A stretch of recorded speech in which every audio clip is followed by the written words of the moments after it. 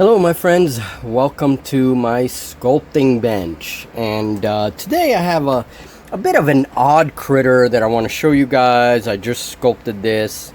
I wasn't really sure if people would be interested in this kind of stuff, but I figure, hey, I'm going to show it anyway. I wanted to kind of finish up my Hyver army for one-page rules.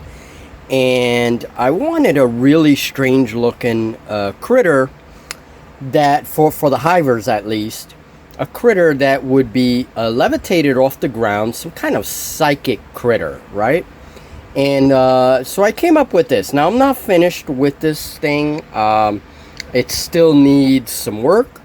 I used the head of a marine polychaete, marine worm, as inspiration. It has all these tentacles coming out. Has three little eye spots, and I may change the head a little bit. I don't know yet. I kind of like these thin filamentous tentacles, so I may not add green stuff to this wire. I may leave it like that. And then it has this big structure here that I'm saying could be the, structure that aids in the psychic ability of the monster, whatever. Now this is a big critter. It's a big monster, and back here I thought maybe I'll add some spines. So these little holes here, I may add little spines coming out. Not sure yet. And then down below there's a lot of detail, and there's all these holes where I'm gonna add appendages, and that's where these strange little appendages are gonna come out from. So I'm not finished this yet. And then it has two appendages. I'm going to try to put one here. Okay. And these are like these spines. So one here and then here. I'm going to try and get this to a point where I can show it. There you go. So it will have these two appendages here. Okay. Out of the rear end here. And that'll give it a very bug-like look. And there's the mounts for those appendages. So they go right there. Okay, go right into those sockets. Alright, so I hope you found that interesting. This is definitely a lot of fun for me. I love creating creatures and things. And invertebrates, when you're trying to sculpture invertebrates, it can be pretty tricky. My approach to invertebrates, and again, this is not the only way to do it, but my approach to invertebrates is to do a lot of separate pieces, and then I just kind of put them together the way you would any model. Okay, and this is another example of a shell. I actually modeled this after a StarCraft, one of their big creatures from StarCraft. The Hydralisk, that's it, the Hydralisk. And I was just kind of messing around, right? But that's where this technique of pushing in and pushing out, pulling out, that's where that technique becomes very important. And you get a very cool armadillo-like armor when you do that. So try it out.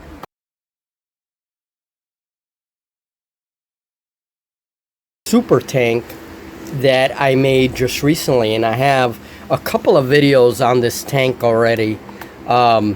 This has moving parts. It has the front machine gun, which also moves, and that's a ball joint technique that I've I like to add to many of my models, and it gives, it just gives some movement, some interesting parts to the model. And this has two turrets based on the French char, and it's one of my one-page rules, grimdark future vehicles, and this is my super tank. However, if somebody decides to play a human faction with this tank, I'm going to need something to counteract it. So don't be surprised if you see a giant alien beast for my hivers, you know, to be able to counteract this vehicle.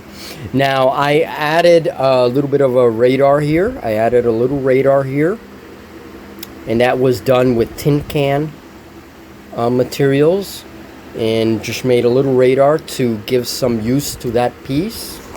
The tank also has some mud. This is Vallejo environment acrylic scenic stuff, and basically it looks like mud with grass. And I could actually get a little bit of green paint and do a little bit of a dry brush to put a little bit of green in there, so it looks like grass and stuff. And there's some mud down there, some, you know, dirt. So I did a lot of weathering. I'm still not finished with the weathering. I also have a simple camouflage technique that I used with the airbrush, and that's it. You know, not too shabby. I mean, for cardboard and everything else, it's not too shabby.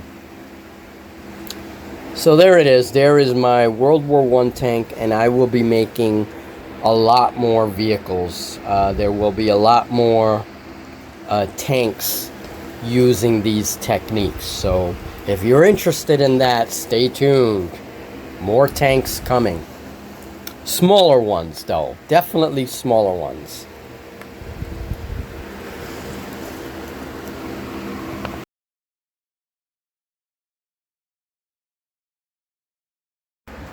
Okay, so the next update is a new way of making my starships. This is a prototype, and this technique, one of the things I like is that the little ships do come out a lot more durable.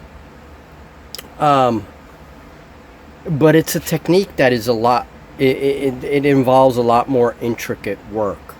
Now you guys can see like the wire structure over here.